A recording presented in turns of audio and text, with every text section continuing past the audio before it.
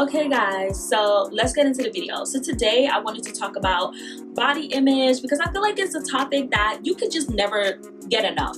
And I'm talking to all of my petite girls out there today because I feel like I think our culture makes it seem like you have to, okay, so like they'll say like, well, big girls have big girl problems and petite girls will never understand. And the petite girls will say petite girls, we have problems, but big girls will never understand. And I think there's this stereotype that if you're not overweight, that you cannot complain about your weight. And that's a stereotype that really diminishes and undermines people that are petite, that do deal with weight issues, especially in today's day and age where thicker women with curves are more accepted and being petite or skinny is looked upon, like looked down upon on. And I get it, you know, thick girls have had their fair share of being bullied in the past, but I feel like as me growing up as a petite girl, I was always bullied.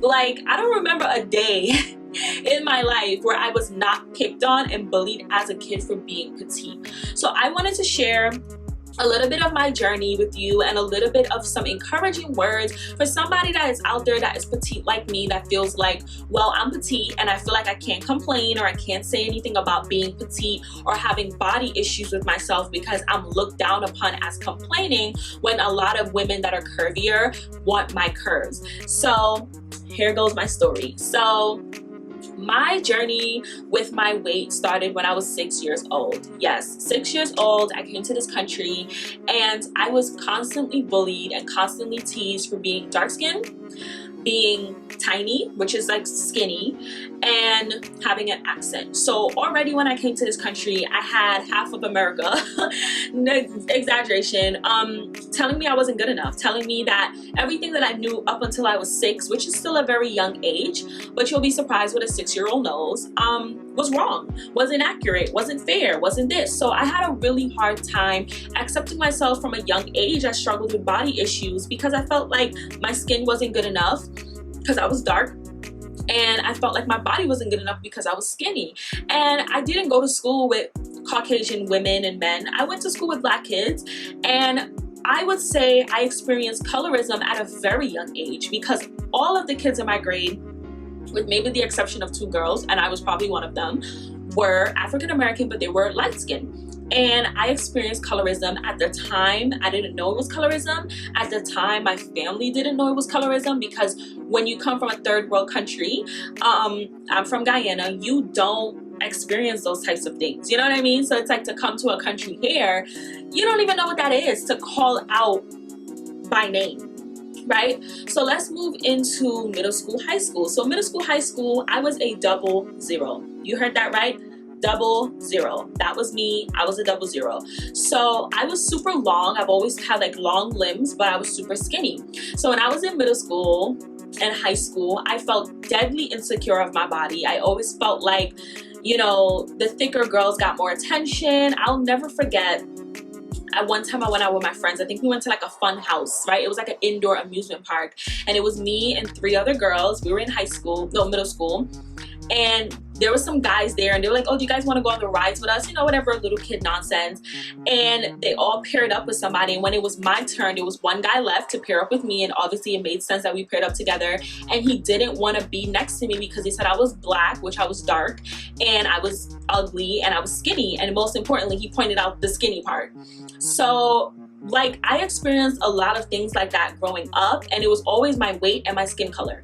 And this, once again, this came from Black people. This was not Caucasian people, Spanish people, Mexican people. I went to school with Black kids, okay? I can still find half of them on Facebook right now. They're Black, I promise you. But I experienced a lot of discrimination from my own kind, and I always felt like I wasn't good enough. So going into high school, I mean, you can imagine the cloud of stress that was on my head because I just felt like, well, here goes another chapter of my life.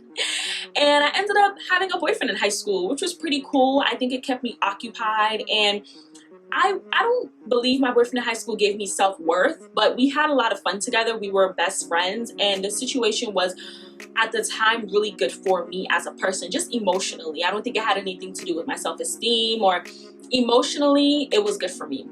Going into college, I was a size 0 pushing a 2. I was a 0 pushing a 2, you know what I mean? And when I got to college, I got a lot of attention from guys, and I really started to get into being more fashionable and knowing what to wear and what to, you know, what to make my body look cute, vice versa. That was my early 20s. So I started dressing really risque because I just felt like, okay, well, I don't have no titties, you know, I have barely any butt, let me just be risque. And I felt like every time I would get around a group of girls, I would always know that they would point out my insecurities. And I always felt like, well, they're there, so I might as well just show them. So I started getting into dressing really risque and really just not like myself, I think, to overcompensate for what I was really going through, which was an internal sadness that I was really feeling within myself. And then let's talk about now. So I'm a size 6 right now, pushing an 8, but I'm a 6. We're gonna pray about it. And I wanted to like just let anyone out there know that is petite right now, your body is constantly changing and you need to give it time. Like, let me say this again, your body is constantly changing and you need to give it time. One thing I didn't know when I was younger was when I turned 24, my body was gonna start to expand. Guys, I have hips that I've never had in my life, okay? I have a butt that I've never had in my life. And if you told me when I was 20, 21, 18, 19, 15, 16, 12, I was gonna have this body that I have now, I would have been like, yeah, right, okay. I was the girl that was willing to go under the knife. I was the girl that was willing to do whatever it took to feel more confident in myself because I didn't feel like a woman. I didn't feel like I looked pretty or I had curves or I had everything. I felt so ugly in my skin, so disgusting. And I would try my hardest to dress a certain way because I felt like that was the only way guys were gonna see me. And that's the wrong thing to do. First of all, I needed to work on my confidence, and I just want to say that this is not a video about racism or colorism. It all comes down to confidence, because I can't change those people that talk negatively about me, but I can change myself in terms of working on how I talk about myself and how I love myself. And that was a self journey I had to go on. And secondly, your body changes, you have to give it time. I didn't know, and nobody ever told me like your body's gonna change. The only two options I saw was either stay ugly or get plastic surgery, okay? Like, that's the option that I feel like society makes you feel like. But I'm here to tell you, like, your body's gonna change. I haven't had a kid yet, and my body has changed. I have hips now, I have curves. I mean, you can check out my pictures on my Instagram. My body has changed, and I haven't done any alterations to it. So I'm here to tell you, like, from being a size 00 to a size 6, it was a journey that I went on with myself. And I think the reason why I feel like God created that journey and that path for me was for me to grow in love with myself. Because I had a hard time liking myself because of the expectations and the lack of validation that I got from my peers and my loved ones on how I looked and how I appeared. And even now, some people like to tell me I'm fat, and I'm not even fat. I'm just, you know what I mean? So like, people are always going to have something to say about your weight. How about you just give them something to talk about? You know what I mean? Like, give them something to look at, give them something to talk about. And I just wanted to make this video to encourage anyone out there that's dealing with a body image, all my petite girls that feel like I want to go under the knife. You know, I thought I cut myself, sorry guys.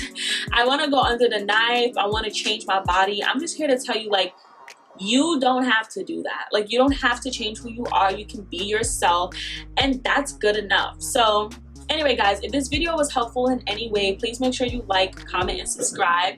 Please leave a green emoji down in the comment below if you made it all the way to the end of the video, and I will see you guys in my next video. Bye, guys.